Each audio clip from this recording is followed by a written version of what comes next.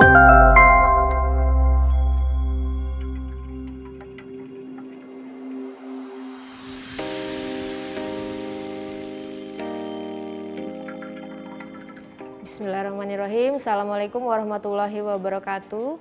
Adik-adik, hari ini kita akan mempelajari tentang sistem endokrin. Jadi kalau sistem endokrin nanti kita akan melihat struktur dan karakteristik dari beberapa kelenjar yang menghasilkan hormon. Ya, baik, kita mulai dengan preparat yang pertama. Ini adalah kelenjar suprarenalis ya. Jadi sesuai dengan namanya, jadi kelenjar ini ya suprarenal. Jadi dia terletak di atas organ ginjal. Jadi strukturnya mirip, bisa dikatakan seperti topi ya, kelenjar suprarenalis ya. Oke, kemudian untuk kelenjar suprarenalis atau kelenjar adrenal ini itu terdiri atas dua komponen utama ya, dua komponen besar, yaitu bagian korteks ya, bagian korteks atau bagian luar, kemudian bagian dalam atau bagian medula ya. Jadi nanti di bagian korteks ini nanti akan dibagi lagi menjadi beberapa zona-zona penting berdasarkan karakteristik dari unsur-unsur sel penyusunnya. Oke, baik, sebelum kita masuk ke bagian luar ya atau korteks, kita lihat ini ada pembungkus ya atau kapsula terdiri atas jaringan ikat fibrus ya, ini kapsula yang melapisi bagian terluar dari kelenjar ini ya atau bagian korteks ya. Oke, kemudian tepat di bawah kapsula ini nanti mulai ada zona pertama ya dari bagian korteks, yaitu zona glomerularis ya. Jadi di sini dia zona glomerularis itu terdiri atas sel-sel yang berbentuk seperti busur panah atau glomerulus ya. Jadi dia bentuknya seperti susunannya seperti membulat ya ini ya. Jadi di sini untuk zona glomerulus ini terdiri atas kira-kira persentasenya sekitar 15% dari proporsi korteks ya. Jadi dia mengisi sekitar 15% ya. Kemudian di sini dia mempunyai fungsi yaitu menghasilkan hormon mineral kortikoid ya. Perlu diingat di sini, jadi pada zona glomerulus yang bentuk selnya seperti busur panah ini menghasilkan hormon mineral kortikoid ya. Kemudian tepat di bawahnya ini zona baru yaitu zona fasciculus ya.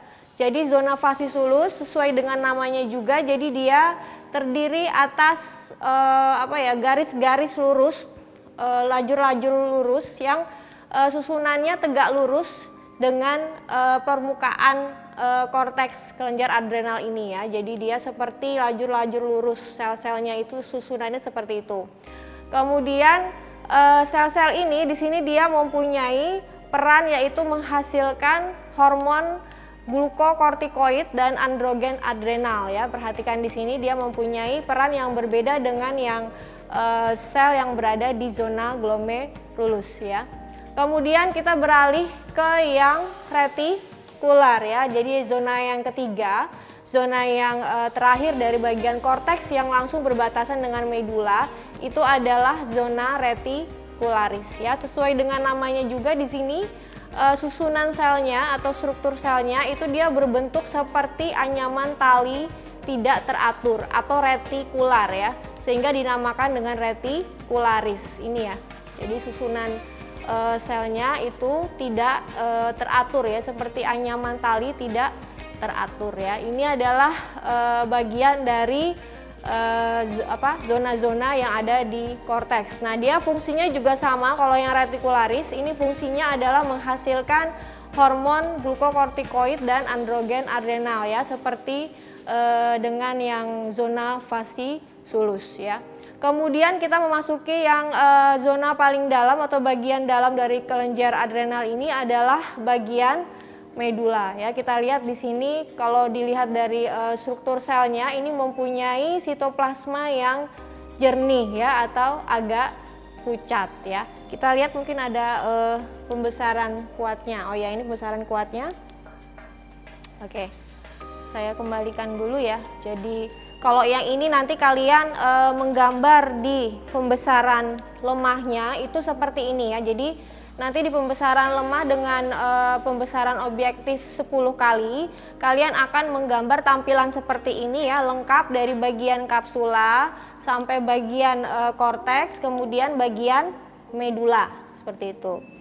Kemudian untuk bagian yang nanti laporan untuk pembesaran kuatnya, dengan pembesaran lensa objektif 40 kali, diharapkan nanti kalian bisa menggambar dengan jelas bagaimana susunan atau struktur selnya pada masing-masing zona di korteks ya. Jadi kalian nanti bisa menggambarnya seperti ini untuk pembesaran kuatnya. Jadi nanti tersusun ya dari mulai kapsula sampai dengan zona-zona yang ada di bawahnya. Ini dia sel-sel tadi yang saya bilang, dia susunannya, strukturnya membentuk seperti busur panah ya, atau membulat ya. Ini dia untuk yang zona glomerulus ya. Kemudian kita lihat, nah ini di sini kita mulai lihat zona fasciculus ya, yang seperti saya bilang. Jadi susunan struktur selnya, ini sel-selnya itu dia seperti lajur-lajur lurus ya, dia tegak lurus dengan permukaan luar dari kelenjar suprarenal ya. Di sini bisa kita lihat, nanti kalian menggambarnya juga seperti ini ya untuk zona fasciculus ya. Kemudian ini adalah zona yang terdalam dari korteks yang berbatasan dengan medula. Kita lihat di sini susunan selnya itu dikatakan dia tidak teratur ya. Jadi ada yang lurus, ada yang membulat ya. Jadi dia seperti anyaman yang tidak teratur ya, tidak tersusun rapi, yaitu retikular ya. Dikatakan seperti anyaman yang tidak teratur. Ini zona retikularis. Nah, ini untuk pembesaran kuatnya, nanti kalian menggambar dalam satu kotak ya di laporan. Kemudian nanti di situ kalian bisa menggambarkan lebih jelas susunannya dari mulai kapsula hingga zona paling dalam ya, yaitu retikularis ini ya. Oke, baik, kita mulai dengan preparat yang kedua, yaitu thyroid gland ya, atau glandula tiroid. Jadi kelenjar tiroid ini letaknya dia di depan di leher ya, di bagian depan, yaitu glandula tiroid. Dia terdiri atas 2 pasang ya. Nah, nanti di sini kita akan melihat irisan dari kelenjar ini setelah diproses secara histologis. Kita melihat nanti akan ada karakteristik sel, bentukan-bentukan dari kelenjar tiroid itu seperti ini ya. Jadi nanti di dalam irisan tersebut diamati di bawah mikroskop itu terdapat bentuk-bentuk folikel ya, folikel-folikel yang ukurannya kita lihat dia tidak sama besar ya. Jadi folikel-folikel ini dia berisi massa koloidnya. Jadi ini penting sekali. Jadi di folikel-folikel ini itu mengandung massa koloid yang fungsinya untuk menyimpan bahan mentah untuk pembuatan kelenjar tiroksin ya. Jadi di sini berisi bahan mentah yaitu tiroglobulin untuk nanti diolah untuk menghasilkan hormon tiroksin ya. Ini ada di dalam folikel ini ya, yaitu di massa koloidnya. Kemudian nanti kalian bisa memberi keterangan ya dari folikel-folikel ini, kalian gambar. Kemudian nanti di situ ya, di bagian tepi dari folikel ini tentunya dibatasi oleh suatu epitel ya. Epitelnya di sini dia berbentuk epitel kuboid selapis ya. Ini dia sel epitelnya ini adalah inti selnya yang di tepi-tepi ini ya. Ini adalah kuboid selapis ya. Nah, di sini kita tahu bahwa folikel-folikel ini dia bisa berubah-ubah ya bentuknya. Jadi dia kalau ada stimulasi dia bisa bertambah besar seperti itu kira-kira. Kemudian, nah ini nanti pembesaran kuatnya ya. Kalau kalian tadi ini nanti akan menggambar pembesaran lemahnya seperti ini ya. Nanti di pembesaran kuatnya kalian akan menggambar, mungkin akan kalian gambar hanya beberapa folikel saja, tetapi dengan gambaran yang jelas ya selnya ya. Ini sel kuboidnya ini akan terlihat lebih jelas ya, dia berada di tepi dan bentuknya kuboid ya, kuboid selapis. Saya kira itu saja kalau kelenjar tiroid ya. Kita lanjutkan ya dengan kelenjar paratiroid ya. Jadi kalau kelenjar paratiroid ini dia terletak di belakang kelenjar tiroid ya. Jadi kelenjar paratiroid ini itu dia jumlahnya ada 4 pasang ya. Jadi dia berada di belakang kelenjar tiroid. Nah, jadi nanti kalau misalnya kita mengamati preparat tiroid itu nanti akan ada juga kelenjar paratiroid ya dalam satu preparat ya. Oke, setelah kita amati di bawah mikroskop untuk irisan kelenjar paratiroid itu nanti akan dihuni oleh 2 jenis sel ya, yaitu sel principal atau safe cell dan sel oxyphil ya. Ini dia nanti untuk sel principalnya atau safe cell dan ini adalah oxyphil cell. Kita lihat mungkin perbedaannya apa ya.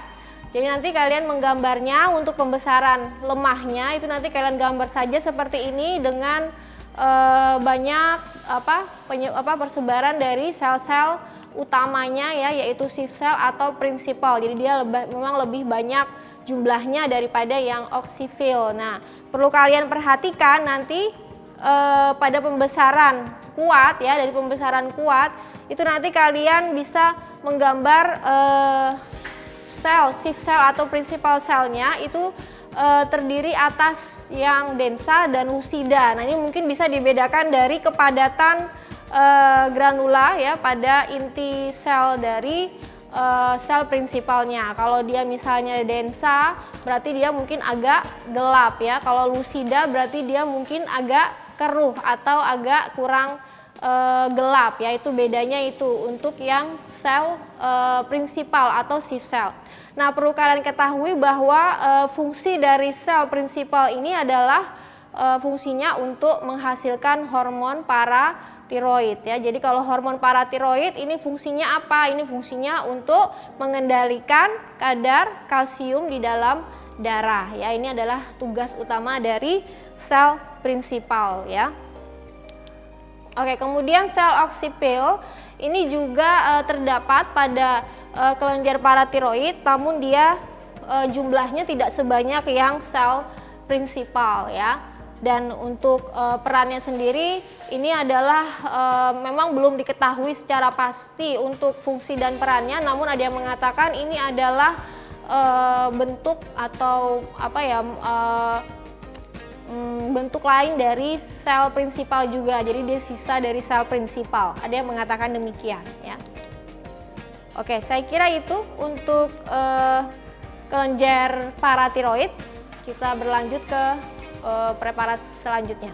Oke, selanjutnya adalah kelenjar hipofisis ya. Kita tahu bahwa kelenjar hipofisis ini adalah kelenjar yang mengendalikan semua aktivitas dari sistem endokrin ya. Ini ada di hipofisis. Nah, jika kita melihat ya di sini untuk hipofisis itu dibagi menjadi 2 bagian ya. Nanti ada yang hipofisis anterior dan hipofisis yang posterior. Nah, nanti kalau yang kini ya pada preparat kita ini nanti yang akan kita amati adalah yang hipofisis bagian anterior, yaitu yang pars distalis ini ya, ini bagian adenohipofisis atau hipofisis anterior. Nanti kalian bisa menggambar untuk pembesaran lemahnya bisa demikian ya. Jadi ada yang pars distalis dan ada yang pars nervosa ya, yang merupakan bagian dari hipofisis yang posterior atau neurohipofisis ya. Kita lihat mungkin di sini. Nah, nanti ini adalah komponen-komponen sel yang menyusun bagian dari kelenjar hipofisis ya. Jadi nanti kalau bagian yang ini tadi ya. Nah, jadi yang pars distalis ini itu nanti akan dihuni oleh 2 macam sel ya sebenarnya, yaitu sel kromofob ya, kromofob dan sel kromofil ya.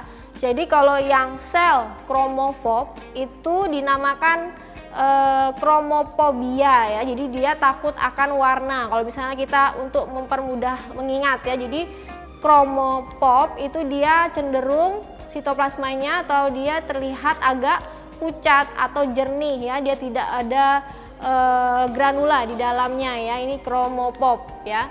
Kemudian sel yang satu lagi adalah kromofil. Nah, kromofil di sini itu dibedakan menjadi dua sel lagi ya, yaitu sel yang asidofil dan yang sel basofil ya. Ini yang sel asidofil, ini yang sel basofil. Nah, kalau dilihat dari ciri-cirinya adalah apa? Jadi kalau yang basofil itu dia karakteristiknya ukurannya lebih besar dari yang asidofil, tapi kalau dilihat jumlah distribusinya itu lebih banyak yang asidofil ya. Kemudian dari warnanya ya, dari warnanya kalau yang basofil itu dia bereaksi kuat dengan pas ya. Jadi di sini terlihat dia berwarna keunguan ya. Kalau asidofil dia bereaksi kuat dengan pewarnaan orange ya. Jadi dia di sini terlihat sitoplasmanya berwarna orange ya. Ini untuk yang asidofil ya. Baik, kita lanjutkan dengan preparat selanjutnya yaitu kelenjar pankreas ya. Kalau kita lihat dari irisan dari kelenjar pankreas itu nanti akan terdiri atas dua bagian besar ya, ada pars eksokrin ya dan pars endokrin. Ini pars eksokrin, ini pars yang endokrin ya. Jadi kalau yang pars eksokrin mungkin kalian dulu pernah mempelajari ya granula yang berbentuk granula yang ada di sel yang berbentuk piramid ya pada pankreas itu adalah bagian dari eksokrin pankreas. Nah, di sini kita belajar yang endokrinnya ya, endokrin dari pankreas. Kalau kita lihat dia seperti sarang-sarang ya, sarang-sarang di antara bagian pars eksokrin ya, sarang-sarang endokrin. Nah, di sini di bagian pulau-pulau endokrin, pulau-pulau pankreas ini itu nanti akan diisi oleh beberapa macam sel penting ya. Kita lihat nanti pembesaran kuatnya. Ini nanti kalian menggambar pembesaran lemahnya seperti ini ya. Jadi ada bagian pars eksokrin dan ada bagian pars endokrin ya. Dengan struktur yaitu tadi ya, ada sarang-sarang kelenjar dari endokrin pankreas ya. Nah, nanti kalau pembesaran kuatnya kalian cukup boleh menggambar satu pulau ini ya, satu pulau endokrin dari pankreas ya. Pulau pankreas ini satu saja, kemudian dilengkapi dengan gambaran yang jelas dari struktur selnya ya. Jadi ada sel nanti seperti ini ya. Nah, ini kira-kira ininya saja, skemanya saja ya. Jadi nanti ada sel alfa ya, sel alfa, kemudian sel beta, kemudian ada sel delta, kemudian ini tadi ya pars eksokrin yang saya bilang dia bentuknya seperti piramid ya, sel asinus kalau bisa dikatakan ya. Kemudian ini ada F cell. Nanti kalian menggambar di sini seperti ini saja. Jadi kayak seperti skema saja ya. Jadi nanti kalau yang alpha cell itu cenderung terletak di bagian tepi ya, lebih banyak. Kemudian beta cell itu dia mengisi hampir seluruh bagian dari pulau-pulau pankreas ya. Kemudian delta cell ini letaknya dia merata ya. Kemudian kita lihat di sini kalau ininya ya, perannya. Nah, dari alpha cell ini dia fungsinya untuk menghasilkan hormon glukagon ya. Jadi dia kebalikan dengan fungsi dari sel beta yang menghasilkan hormon insulin ya. Jadi dia di sini adalah untuk menaikkan kadar gula darah ya. Kalau beta sel di sini dia untuk menurunkan kadar gula darah ya atau insulin ya. Kemudian kalau delta sel di sini dia lebih sebagai penyeimbang ya, penyeimbang hasil yang dihasilkan oleh alpha sel dan beta sel ya. Dia penyeimbang ini sel delta ya. Kemudian dia juga dikenal menghasilkan hormon atau mensekresi somatostatin ya, atau hormon pertumbuhan ya. Saya kira itu. Kemudian kalau F cell ini dia untuk mensekresi polipeptida ya. Ini adalah bagian-bagian sel penting yang ada di pulau pankreas. Nanti kalian gambar di pembesaran kuat dengan skema seperti ini ya. Baik, alhamdulillah. Sekian untuk penjelasan saya mengenai sistem endokrin. Semoga adik-adik bisa memahami dan nantinya dapat menggambar di buku laporan praktikum dengan lebih baik. Terima kasih. Wassalamualaikum warahmatullahi wabarakatuh.